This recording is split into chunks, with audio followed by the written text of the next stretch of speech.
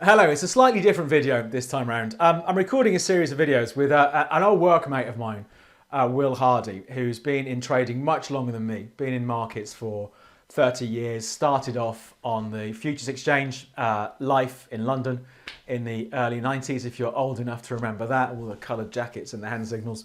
And I thought we'd do a series of videos, sort of interviews, discussions between the two of us, trying to perhaps take apart some of the myths about trading, some of the conspiracies, and of course the old chestnut, why people still lose. You know, it's markets have changed a lot in the last 30 years. Technology has transformed trading, but the reality is, you know, when it comes to retail traders, more than 2/3 are still losing. So I thought we'd take a look at that during today's session, and also, you know, even though people are pretty good at forecasting markets, what is it that goes wrong when it comes to trading? And does more efficient ways of trading, has it made us worse traders? So we'll discuss all of this in the next 15 minutes. I hope you find it useful. There's more to come from this series. If there are any questions that you want to see covered in the future, any topics, please feel free to leave them in the comments down below. But for now, let's just get into it. You know, between us, we've got 300 years of experience because we're so old and we've been doing it for so long. You know, my background, I started trading in the mid-90s. I did the Society of Technical Analysts exams, knew all about charting, thought that's the secret to the markets, found out pretty quickly it wasn't. Then I started working in the industry in the early 2000s, worked for a few brokers over the years. I started off with CMC Markets, and then we both worked together at IG and a few other places since then. So I've been in it for about 20 years, but your history is even longer, isn't it? It's even longer. You can tell by the grey hairs, really. I've been in, you know, trading for over 30 years now. So I started back in the day on the London International Financial Futures Exchange, live. With all the coloured jackets and the hand waving. That's right, exactly. So, you know, if you ever see those documentaries about the 80s or 90s, you will always see stock footage from the live floor. Guys, you know, doing the hand signals, trading in the pits. I traded down there for about 11 years. I started, you know, again, around 1990, and I was on the floor until it closed around 2000. And so whilst I was there, I was just trading for 2 or 3 banks. I traded for myself for a short period as well.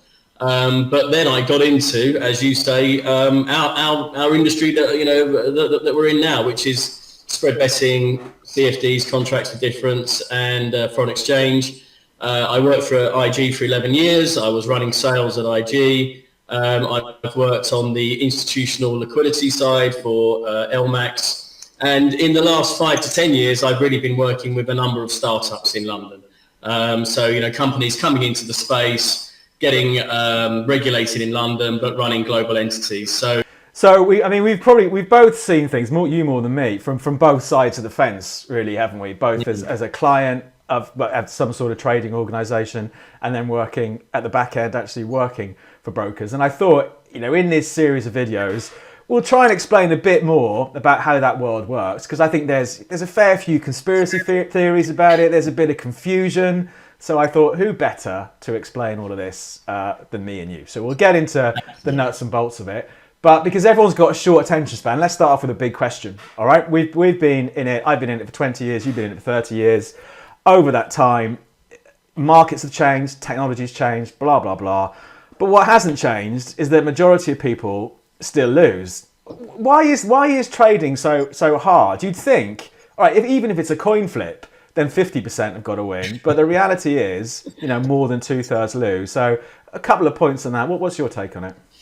Well, first and foremost, trading is hard. It isn't easy. And so, you know, what is most important to stress, and we'll do this, you know, throughout the videos that we'll make, you know, is that it can look as if it's something very easy when you're looking at it from a distance, but the minute you're in, you know, then it's a different kettle of fish. And when you're trading with real money, you know, then it's pressurized. And, you know, why do clients lose money? Well, there's probably 2 or 3 main reasons, you know, but first of all, it's perhaps, you know, not even necessarily understanding the product and, you know, the effects of leverage, how market volatility can also impact, you know, outcomes when you're trading. So Yeah, I'd sort of say that actually over the last 25 years, the reasons why clients generally lose money haven't changed, and it is mainly down to understanding markets, understanding funding your account, understanding maxing out your account in regards to leverage, and not leaving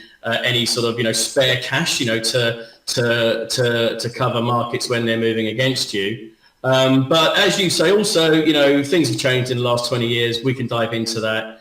But let's start off with that real big, important sort of warning, which is, that trading is not easy. It takes a lot of time to learn. It takes a lot of time to understand, how markets operate. And then we can look at different asset classes. So it's complex.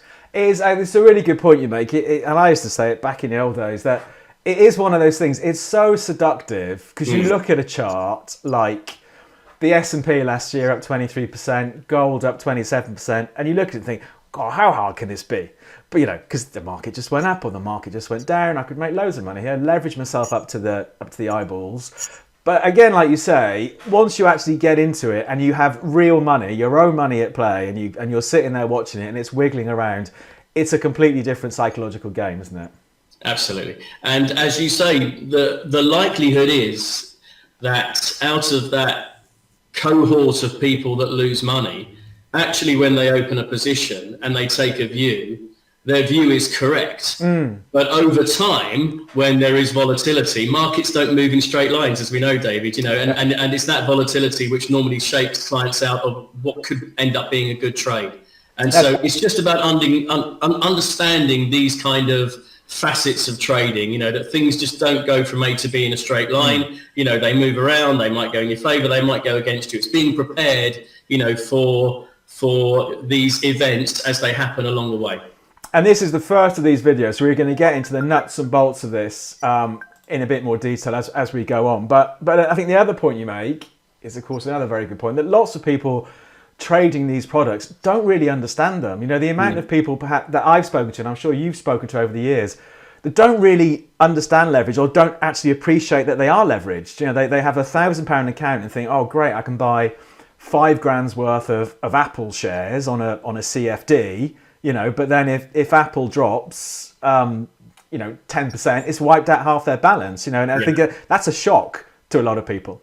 Absolutely. And again, this is the impact of margin trading and trading on leverage, so we'll unpackage the benefits of trading through CFD and spread betting and Forex brokers. But you're right, and the conversations I've had down the years are similar to yours, where we'll speak to a client, they've opened up a trading account, they've got an idea. What's triggered that idea? It could be something they've seen on the news. It could be, that their friends are talking about something. Crypto, of course, was a great example of that. The whole FOMO thing, brought a lot of people into the space. But, having an idea and then putting that into practice and understanding then, again, as we're talking about, volatility, just the various features of markets and how they may work against you or how you rather need to manage them are two separate things, So there's a lot of clients, as we know, that come into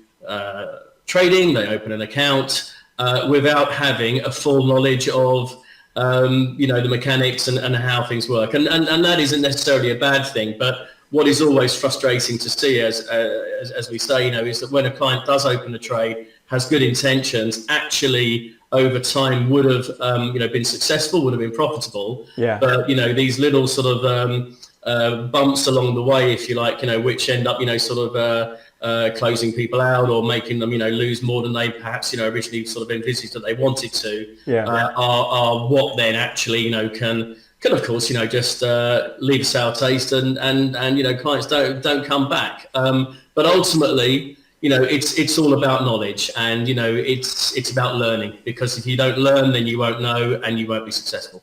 Right, very quick commercial break. We've both got lots of experience in markets. I've been working with a broker for the last couple of years. If you'd like to try the broker out, the list is below. I've got absolutely no hesitation in recommending them. I did a webinar just a few days ago on longer term position trading. So trying to take the noise out of trading for people in my WhatsApp group. If you sign up with the broker to try them out, drop me an email saying you've done it, and I'll send you the link to the recording of this webinar as usual. All the details for this is in the description to this video. That's it. End of the commercial.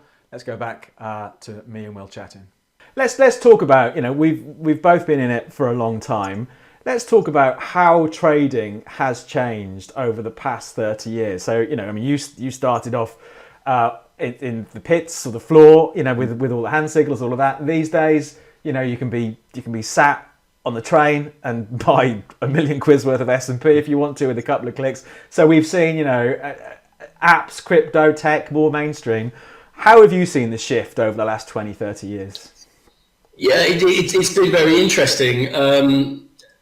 And actually, if you look now at the accounts which are available through the various brokers across the world, then actually the information that they provide now is phenomenal compared to what we had access to. And it's all free, isn't it? You have all this information free of charge. 20 years ago, it cost you a lot of money. I can think back, to being on the futures exchange and, the data which we had available on the floor compared to what I now have access to through my own sort of personal trading accounts is chalk and cheese, so that has definitely changed. The access to information, whether it be for a broker or just obviously online now is completely different. Yeah, so the interesting things that have really changed, if I think of day one, up in IG 25 years ago, most of the trading was done over the telephone, so actually, online accounts, it sounds ridiculous now in 2025 when we talk about this, but most people didn't have a computer to even access, the internet to actually see charts or see data. So a lot of trading was done on the telephone. And that's been the big change, hasn't it? Throughout the noughties, when owning computers and laptops and PCs just became the norm. Then the industry, sort of had to change, to cater for that kind of client. So there definitely was a hangover. If you go back to the early 2000s of, again, just the old school city days, where most actual clients, who had an account with IG or CMC, would have worked in the city and were just used to ringing up their broker and placing orders, getting a price and placing an order. So I remember back in those days, when I first started trading back in the mid 90s, I used to work for a company and you weren't really meant to do it. It wasn't, but it was sort of frowned on. And then, like you say, you couldn't sit at your desk with your phone, and you had to phone your orders in, And I used to go down to the loo on the second floor and call the orders in. And actually, what's also interesting is, for me at the time, I called it and think, oh, does this sound like a stupid trade? You'd always be embarrassed, think, oh, what am I doing this for? This sounds like a crazy trade. So perhaps it made you think a bit more. So perhaps that's the downside of easy access, is that, we all know that volumes have gone through the roof for private traders. But perhaps it has become just too easy to have a punt on something.